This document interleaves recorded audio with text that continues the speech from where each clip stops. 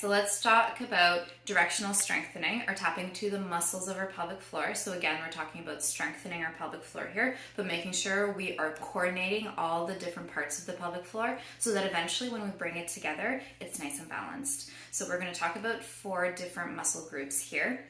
The first thing we're going to think about is to bring our pubic bone and our tailbone together.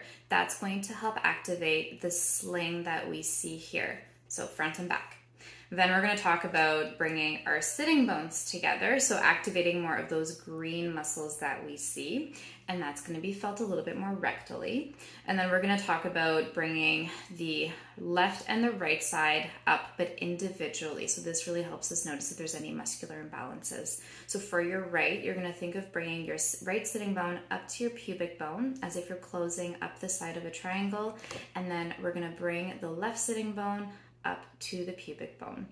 If we look at this externally, it's a little bit easier to see. So we have our nice triangle here, pubic bone to tailbone, sitting bones together, right sitting bone up and left sitting bone up.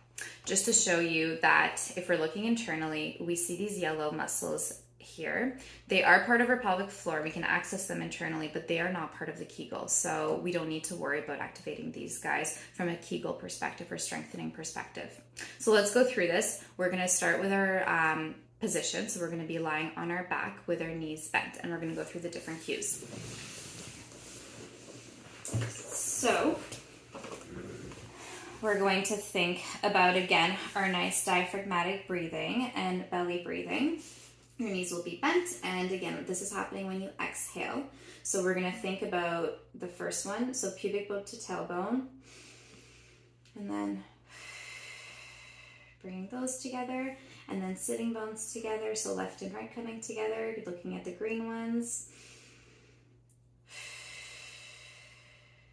So we activated here, and then we'll do our left sitting bone up to pubic bone, so looking at the red ones,